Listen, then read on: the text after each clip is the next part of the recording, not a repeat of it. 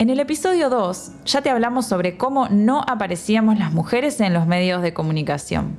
Hoy amplificamos el radar de las desigualdades para contarte qué pasa con la población trans y con los pueblos originarios. Spoiler, la situación es peor. Tanto personas trans como personas indígenas son prácticamente invisibles para los medios. Y ya sabemos que no es porque no existan. Tanto unes como otros están subrepresentadas por una comunicación que ha sido tradicionalmente blanca, masculina y que representa de forma estigmatizada a sectores populares, disidentes y o discriminados. Te damos la bienvenida al cuarto episodio de Comunicar en Plural. ¿Quiénes todavía no son noticia? Parte 2. Personas trans y pueblos originarios. Insistimos en que el periodismo represente a todas las voces. ¿Pero están todas las voces haciendo periodismo? Desde Comunicación para la Igualdad presentamos Comunicar en Plural, el podcast de la campaña Periodismo con Diversidad. Realizado con el apoyo de UAC, la Asociación Mundial para la Comunicación Cristiana. Buenos días, buenas tardes a todas, todos, todes. Bueno, hoy estamos en este episodio de Comunicar en Plural, retomando un poquito temas que habíamos abordado en el episodio 2. No sé si se acuerdan que ahí hablamos del proyecto Monitoreo Global de Medios, que es una investigación que hace cada 5 años la Asociación para la Comunicación Cristiana, UAC, que es quien también apoya este podcast, y que es una investigación, un monitoreo precisamente, que nos da información acerca de cómo aparecemos las personas, pero particularmente focalizado en las mujeres, en los medios de comunicación de todo el mundo y medios tradicionales, y estos últimos años sumó también redes sociales. El episodio 2 lo concentramos en cómo aparecíamos las mujeres y cómo el PMG también se está ampliando y corresponde en relación a cómo vamos visibilizando cada vez más formas de desigualdades. Este episodio lo vamos a dedicar a cómo aparecen las poblaciones indígenas y la población LGBTIQ+ en los medios de Argentina, pero también de América Latina. ¿Qué tal, Ludmila? ¿Cómo estás? Bien, Sandra, ¿cómo estás? La verdad que me quedé con eso en el tintero del capítulo 2, ¿no? Después en el 3 nos fuimos por otros lados, pero hacía falta seguir porque no alcanza, ya sabemos, con mirar qué pasa con las mujeres, ¿sí? Es una identidad que, si bien encabeza cada vez que tenemos que ver cuestiones de género, la realidad es que hoy sabemos que tenemos que mirar mucho más allá y por eso queríamos mirar específicamente qué pasa con personas trans en las noticias. Cuentan las noticias, aparecen, son noticia. Y después, por otro lado, esto no tiene que ver específicamente con nuestro trabajo en género, pero también nos interesa mucho, es ver qué pasa con poblaciones originarias. Y ahora también vamos a contarte por qué nos interesamos puntualmente por esa población en relación al monitoreo, digo, ¿no? Sí, exactamente. Son las dos poblaciones sobre las que el monitoreo viene ampliando un poco el foco los últimos años, empezando a hacerse preguntas específicas, ¿no? Más allá de las mujeres, ¿qué está pasando con estos dos sectores? Entonces, un dato concreto del monitoreo de Argentina. Se identificaron solamente 3 personas en la sección política y gobierno que pertenecen a la población LGBTIQ+. ¿Cuánto representan estas 3 personas? Es irrisorio, te vas a morir, Ludmila, con el dato. De 441 noticias relevadas en total, estas 3 noticias representan solo el 0,7%. Esa es la representación que tenemos hoy, de acuerdo al PMG, de la población LGBTIQ+ en los medios de comunicación. Digamos, lo que hay para decir como positivo es que estas 3 apariciones fueron, como decíamos, en la sección política y gobierno, ¿no? Cuando en general los medios nos tienen habituados a una representación estigmatizante y discriminatoria, por ejemplo, en la sección policiales, sobre todo de las personas trans. Sí, totalmente. Ahí hay algo para destacar porque de 10 años a esta parte, la forma como son narradas las personas trans y las comunidades de la diversidad es muy diferente. La realidad es que ahí hay algo muy, muy notorio para que sigamos profundizándolo, pero la verdad también es que es muy, muy, muy poquito lo que aparece, salvo que esté en agenda algo muy específico, no sé, por ejemplo, cupo trans, sino la realidad es que quedan muy desplazadas, ¿no? Sí, como que si vos tenés que relevar un tema cualquiera, tu fuente muy rara vez va a ser una persona trans, a menos que justo sea la persona que más se destaca en ese campo, lo cual todavía es difícil porque son pocas las personas trans que van llegando, porque justamente hay dificultades en el acceso a la educación, a la formación, etcétera. Es decir, se las consulta habitualmente por temas que tienen que ver con la comunidad. Un dato que estaría bueno agregar es la relación entre nuestra representación en Argentina, que decíamos que era del 0,7 del total, y la representación que da el PMG a nivel global para esta población, que es del 1%. O sea, estamos bastante cerca, pero así como en la misma proporción que en sujetos y sujetas de las noticias, estamos peor que en el promedio global. Sí, y déjame hacer una aclaración más. A nosotras nos interesa puntualmente la población trans. Es una decisión nuestra también de cómo enfocar este episodio, de las fuentes con las que vamos ahora a ir dialogando y demás, pero el monitoreo se pregunta por las identidades, como decías vos, LGBTIQ+, ¿no? O sea, el amplio abanico de las diversidades, disidencias, hay diferentes formas y elecciones según los colectivos de autodenominarse, así que eso queda para otra discusión, pero nosotras vamos a hablar mucho de personas trans y vos que estás del otro lado escuchando me podrías decir, no, bueno, pero mirá que es un sesgo todavía, es una cifra todavía más pequeña, porque la población trans es parte de esa población LGBTIQ+, que es la que relevan estos datos que vos ibas comentando recién. Sí, porque también hay que decir que el otro día yo escuchaba a una comunicadora, una periodista, que decía que sería buenísimo que tuvieran más visibilidad periodistas lesbianas. Pero la verdad es que la orientación sexual de las personas no es algo evidente y no es algo que vos tengas por qué comentar, y es algo de hecho que si se te pregunta es discriminatorio. Entonces, a menos que vos decidas que vas a hacer política con tu orientación sexual, en general la mayoría de las personas guardan su orientación sexual para su vida privada, aunque tengan una vida pública. En este sentido, es más fácil para un monitoreo, para una investigación, relevar sí a las personas trans, porque ahí hay un tema de una identidad de género que incluso hay una incidencia política para que se modifique en el DNI, ¿no? Es una situación muy distinta en relación con la medición. Sí, totalmente, y como decíamos recién, esto da a otras discusiones que no las podemos abarcar en este podcast respecto a qué es una identidad, qué es una orientación, dónde está esa politicidad. Por supuesto que hay lesbianas que también reivindican su identidad desde ahí, pero bueno, como te decía recién, nosotras ahora vamos a hablar puntualmente de qué pasa con personas trans y medios de comunicación. Sí, retomo lo que comentabas, que es que desde Comunicación para la Igualdad nosotras venimos trabajando ya hace tiempo en este tema, entonces vamos a sumar algunos datos a los del PMG. En el año 2017 hicimos una investigación junto con Fundeps de Córdoba, 2 investigaciones, una primera relevando las prácticas laborales de las empresas periodísticas y una segunda en 2018 de las agencias de publicidad. Y ahí una de las preguntas que hacíamos era si trabajaban personas trans dentro de estas empresas, y había sido muy, muy bajo el porcentaje. En el 2018 las empresas periodísticas de Buenos Aires y de Córdoba, que es donde se hizo la muestra, solamente habíamos encontrado una persona en relación de dependencia en la ciudad de Buenos Aires, y una persona, una columnista en un medio de Córdoba. Y en las agencias de publicidad en 2018 en ningún caso había personas trans trabajando. Es muy probable que esta persona de la que dio cuenta Radio Ciudad en la ciudad de Buenos Aires fuera Diana Surco, porque si no me equivoco ella llega a la televisión pública desde Radio Ciudad. Como nosotras no preguntábamos el nombre de quién era, pero atando cabos, ella llega en el 2020 a la televisión pública y nuestro relevamiento fue en el 2018 y ella venía de Radio Ciudad. Bueno, y tenemos otros datos que actualizamos ahora en una reciente investigación, si querés comentar. Bueno, en esta investigación a la que estás haciendo referencia se abordó 10 organizaciones, ¿no?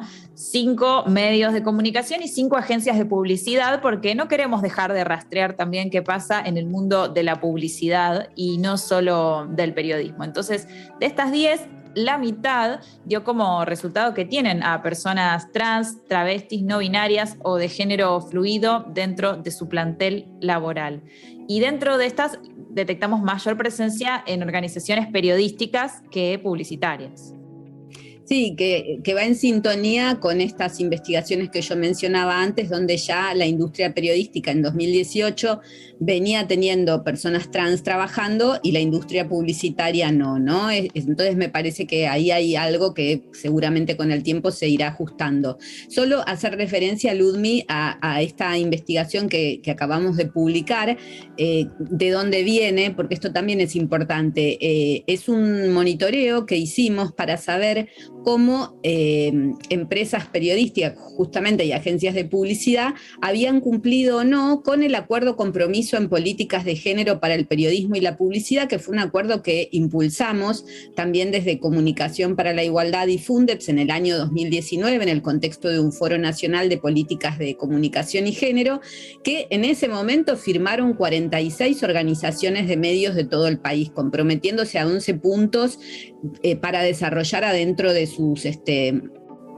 sus empresas políticas de género vinculadas tanto a contenidos como a prácticas laborales. Lo que acabamos de hacer ahora, a fines del 2021, y está recientemente publicado, lo pueden encontrar en nuestra web, es monitorear, evaluar con entrevistas a 5 de estas empresas periodísticas y 5 agencias de publicidad cómo habían cumplido o no con estos 11 compromisos que habían tenido. Bueno, y acaba de salir Un Género en Foco, uno de nuestros videos en Instagram, donde también repasamos los principales puntos de quién cumplió y cómo se cumplió ese acuerdo. Así que también les invitamos a que vayan para allá. Y ahora, siguiendo con este rastreo que hicimos de información, encontramos una tesis inédita que es de Antonella Ferrero y Candela Arripa, es de 2020, con lo cual es bastante reciente porque, bueno, hemos tenido un impasse en el medio pandémico, ¿no es cierto?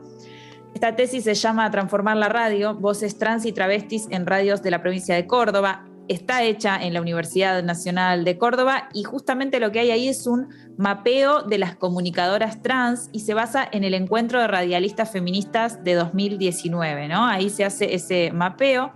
Se detalla que hay a nivel nacional 17 compañeras trans travesti ejerciendo en el ámbito radial, concretamente en tareas al aire. La gran mayoría ligadas a radios comunitarias, cooperativas o independientes. Acá me parece importante decir, ahora te doy de nuevo la palabra, San, cómo los números van cambiando, ¿no? Cuando nos salimos del monitoreo, que está buenísimo como insumo, y nos dan números muy bajos, y está bien que los mostremos y que denunciemos desde ahí, pero no es todo lo que ocurre. Digo, cuando miramos otro tipo de medios, también aparecen números un poquito mejores, ¿no? Exacto, y esto nosotras ya lo habíamos visto en esta investigación que mencioné que hicimos con Fundeps, donde nosotras tomamos 3 medios comunitarios de Cava en ese momento, y los resultados de los medios de Cava en relación a la incorporación de políticas de género y al personal femenino y al abordaje de los contenidos vinculados a género era mucho más alta en los medios comunitarios. Esto es muy importante destacarlo porque no es la misma realidad la de los medios comunitarios que la de los medios comerciales.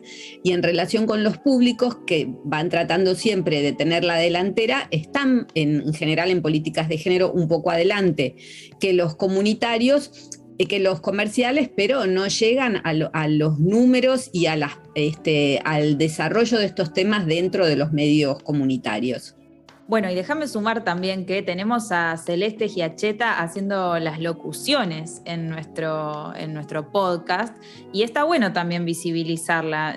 Bueno, la escuchan y escuchan siempre sus separadores y sus intros y demás, pero bueno, la quiero destacar porque además ella también es cordobesa y hace parte de estas comunicadoras trans que están, no es que no están, solo que hay que también aprender a relevarlas y a darles visibilidad. Exacto. Vamos a ir ahora a un audio que venimos hablando mucho nosotras, nuestro primer audio del podcast, que es Cassandra Sandoval. Cassandra es una compañera muy querida de la Red PAR. Además, en este momento está cursando el diplomado de Comunicación, Género y Derechos Humanos. Ella es que dictamos en Comunicación para la Igualdad, ¿no? Cassandra es comunicadora travesti, es salteña, vive en Córdoba y es parte de Radio Villanos. Además, también corresponsal de Farco. Solo agregar que tanto Red PAR como Farco son parte de los colectivos que justamente están apoyando la campaña Periodismo con Diversidad, de la cual este podcast es parte, entre otras organizaciones y medios.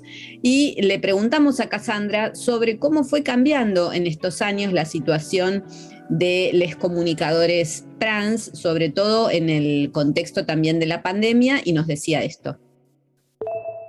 La pandemia, sin lugar a dudas, afectó la posibilidad que teníamos les compañeros trans, travestis, no binarias en el país para avanzar en una construcción de una agenda mucho más plural, mucho más diversa y enriquecida en los medios de comunicación de la Argentina. Y muchos nos vimos reclutados, si se quiere, en burbujas que se traducían cuanto mucho en columnas radiales, principalmente en algunos medios comunitarios del país, principalmente hablo de la radio, aunque de alguna manera les compañeros travestis trans del país fuimos también repensando de qué forma poder avanzar, ¿no? Con las ganas, digamos, y con las posibilidades de recrear, digamos, nuestros propios contenidos en agendas que cada vez, digamos, se vieron afectadas también, ¿no? Por otros discursos y por otras problemáticas y otras realidades. Ahí estaba entonces Cassandra Sandoval, y como decíamos, donde más se ven avances es en medios comunitarios, pero también hubo avances en los medios masivos, como la incursión de algunas mujeres trans en las secciones de noticias. Vos ya mencionaste hoy, Sandra, a Diana Surco. Ella es conductora en el noticiero central de la TV pública desde inicios de 2020. Y hoy, por suerte, ya lo hemos incorporado eso, ¿no? Pero la realidad es que fue una transformación muy, muy significativa. Casi inmediatamente después se sumó Alejandra Malem a C5N. Digo, también esto hay que resaltarlo. Cuando ocurre una vez, después empieza a darse esa ola, que no es casualidad. Y podemos nombrar también conductoras en TV, bueno, de trayectoria, como Lizzy Tagliani, Flor de la B, quien además es columnista del diario Página 12, la panelista y humorista Costi, que trabaja en radio y televisión. Y sobre estas cuestiones también nos habló Cassandra Sandoval.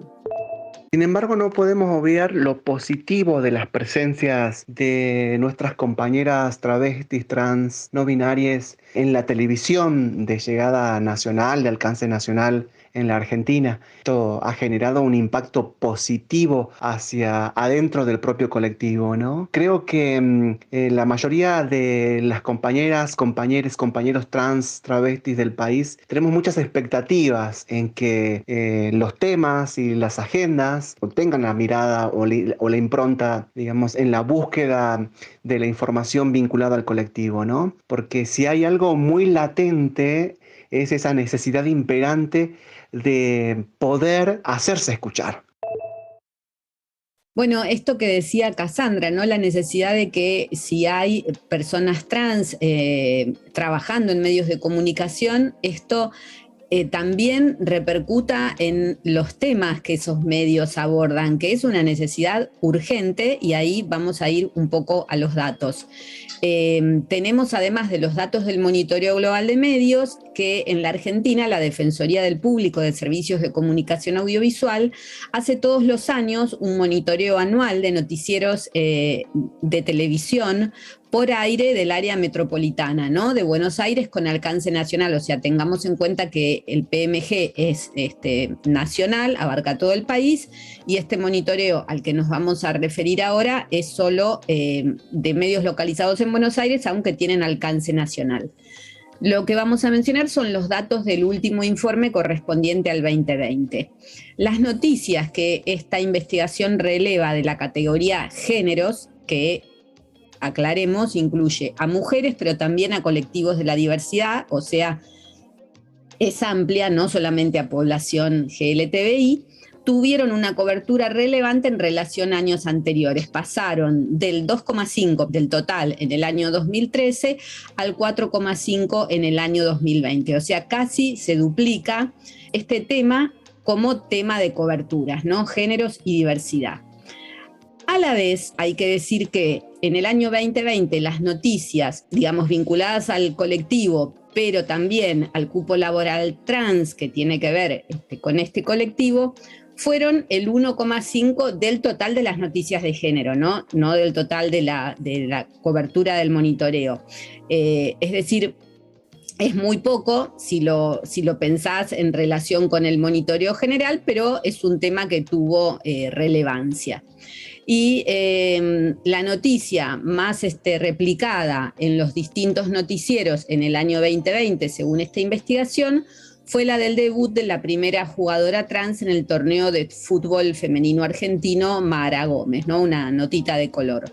Bien, entonces, como estuvimos viendo, por un lado, ver cuántas personas trans están en los medios es importantísimo, seguir dándoles ese lugar, reconociendo sus trayectorias y lo que van haciendo, y por otro lado, seguir verificando cuántas personas trans son noticia, porque si bien son una población pequeña, ahora justo estamos en pleno censo 2022 y va a haber resultados diferentes porque por primera vez se relevó la identidad de género y vamos a saber. Es cierto que en números son una población pequeña, pero la representatividad es clave y siguen muy subrepresentadas. Entonces hay muchísimo todavía ahí para ver. Hasta aquí hemos entonces trabajado con poblaciones LGBTIQ+, y ahora vamos con la segunda parte del podcast. Por un periodismo con diversidad, de fuentes, de datos y, claro, de géneros. Bueno, y ahora sí nos metemos en la segunda parte del episodio de hoy, que, como les habíamos dicho, va a tener que ver con la representación y la presencia como fuerza laboral de pueblos originarios en los medios de comunicación. Nos vamos a hacer más o menos las mismas preguntas. ¿Son sujetos de las noticias? ¿Son parte de la producción de las noticias? Bueno, eso es lo que vamos a indagar. Advertimos que en general con pocos datos estadísticos, incluso menos que en relación a población trans. Acá tenemos ausencias. Vamos a ir primero al monitoreo global de medios, que en el monitoreo de América Latina incluyó una pregunta especial sumada a las preguntas generales del monitoreo, que era: ¿la persona que aparece en la noticia pertenece a un pueblo originario, tribal o ancestral? ¿Querés comentarnos los resultados, Ludmi? Sí, me parece súper importante que se haya sumado esta pregunta, si bien el monitoreo va más por variables de género, porque justamente en América Latina es un dato que tenemos que mirar. Y el resultado fue que en un 3% de los casos hubo respuesta positiva a esa pregunta. Es decir, las personas de pueblos originarios son protagonistas en 3 de cada 100 noticias en el continente latinoamericano, que es una cifra que por ahí vos podés decir, 3 de cada 100 están presentes. Sí, pero la verdad es que queda bastante lejos de la realidad de estas comunidades. Según datos de UNESCO, en América Latina y el Caribe viven alrededor de 45 millones de personas de comunidades indígenas. ¿Esto qué significa? Significa un 8% de la población total de la región. Entonces, 3% contra 8%, insuficiente. Sí, ¿no? Tenemos claro que en este episodio estamos adentrándonos en les invisibilizades dentro de la invisibilización general, ¿no? Como los sectores donde hay menos luz, podríamos decir. Y ponerle perspectiva de género a estos datos, porque de ese 3%, o de esas noticias que se recuperaron en el PMG, solo 1 de cada 5 noticias sobre personas indígenas estaba protagonizada por una mujer indígena. O sea, que las mujeres indígenas son sujetos de las noticias de su pueblo en el 20% de los casos, lo cual baja el promedio, si se acuerdan, que era el promedio general de 25%. O sea, las mujeres en el total de las noticias, pertenezcamos a la etnia, raza, pueblo, etcétera, que sea, somos el 25%, pero las mujeres indígenas son el 20%, o sea, mucho más invisibilizadas todavía. Sí, lamentablemente Argentina va en línea con esa escasa representación.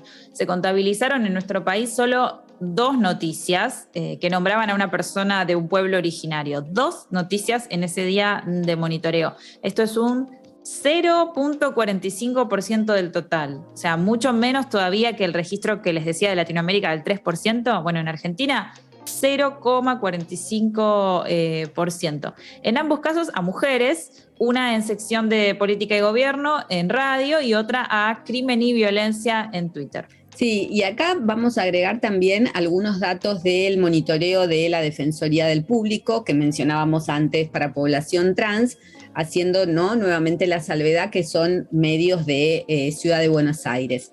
En el informe 2020, las notas con tópicos indígenas ocuparon el 0,01% del total de la muestra, o sea, fueron 10 noticias en total, mucho menos, como decíamos, entonces, que lo que da el PMG a nivel nacional y lo que da el PMG a nivel latinoamericano. Hay que tener en cuenta que la muestra del 2020 fue un poco más pequeña de lo habitual por el contexto de pandemia, ¿no? Y por último, los datos, ¿cómo relacionás esto con los datos reales de nuestra población en Argentina? Dábamos antes los de América Latina, que de acuerdo al último censo que tenemos información, el del año 2010, alrededor de un 2,4% de la población nacional se reconoce como perteneciente o descendiente de un pueblo originario, o sea, 0,45% de representación y 2,4% de existencia real, ¿no? Y esta es la brecha que estamos teniendo de representación en este momento. Y más o menos se calcula que hay unos 40 pueblos originarios en Argentina que viven en unas 1.500 comunidades. Bueno, y así como les decía antes que en el censo actual, el que se hizo hace días nada más, hay preguntas nuevas que van a permitirnos relevar la identidad de género de las personas. También hay preguntas nuevas, hay 3 preguntas sobre la pertenencia y el autorreconocimiento en pueblos originarios, con lo cual vamos a poder tener un panorama aún mejor. Por eso ahora les damos datos provisorios, ¿no? Que son los de 2010. Hasta acá estuvimos viendo la representación en las noticias de las comunidades originarias, pero ellas también comunican, entonces queremos ver qué hay de su propia labor periodística. No sé, ponete a pensar, si estás escuchándonos del otro lado, si ves personas indígenas en la televisión o si las escuchas en la radio. Al respecto, nos comunicamos con el periodista César Inti Angulo de Radio Chasqui de Jujuy, que es miembro de la comunidad Coya del Consejo Lancaj Maqui, quien antes de adentrarse en las políticas de participación y acceso a los medios, nos compartió una definición de qué es la comunicación con identidad, ¿sí? Que es un concepto que me parece, Sandra, que lo vamos a empezar a escuchar cada vez más. Yo les voy a comentar más o menos la definición que él nos aportaba. Decía que es aquella que surge de la necesidad y urgencia de hacer visible lo que desde el poder político, ideológico y económico intencionalmente quiere ocultarse. Es la comunicación que pone en la agenda mediática las problemáticas de los pueblos indígenas, una identidad de sujetos y sujetas políticos activos, demandantes de derechos y denunciantes ante el atropello de los derechos que nos amparan como pueblos, esto decía César, ¿no? Como pueblos preexistentes al Estado argentino. Hago un comentario porque yo edité esta definición que nos pasó César y le puse no solo sujetos sino sujetas políticas, ¿no? Digo esto porque ahora vamos a ver lo que dicen las comunicadoras indígenas en relación a cómo ellas están incluidas, y me refiero entonces a que me parece que esta definición de comunicación con identidad le falta un lenguaje inclusivo, le faltaba, que nosotras acabamos de subsanar, pero es parte, me parece, de la problemática que los mismos pueblos indígenas dicen que están teniendo. Agregar también que la comunicación con identidad está reconocida gracias al activismo histórico de las y los comunicadores indígenas en la Ley de Servicios de Comunicación Audiovisual, ¿no? La Ley 26.522, y que es una diferencia de Argentina en relación con otros países de la región que, aún teniendo más población indígena, por lo menos visible, de la que tenemos en Argentina, no tienen políticas claras de reconocimiento y sostenimiento de los medios indígenas. Escuchamos entonces, sí, ahora a César Inti Angulo, de Radio Chasqui de Jujuy, que nos va a dar su opinión sobre cómo cree que debería ser la participación de comunicadores y comunicadoras originarias en los medios. Los grandes medios de comunicación son solo una herramienta, entre otras como la educación, por ejemplo, que juegan un papel formador de la identidad nacional. Y en este sentido, el ideal sería que estos medios primero comiencen a desestructurarse, ¿no?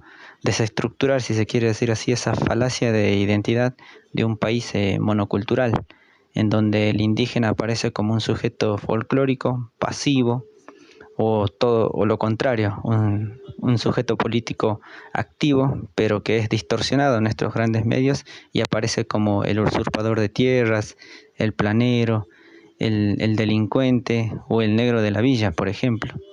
No creo que los grandes medios de comunicación deban incluir a los pueblos indígenas como trabajadores de sus medios. Sí creo en la redistribución de los recursos que sostienen a estos grandes medios de comunicación para que vayan a fortalecer otros medios de comunicación con perspectivas indígenas, comunitarias o populares.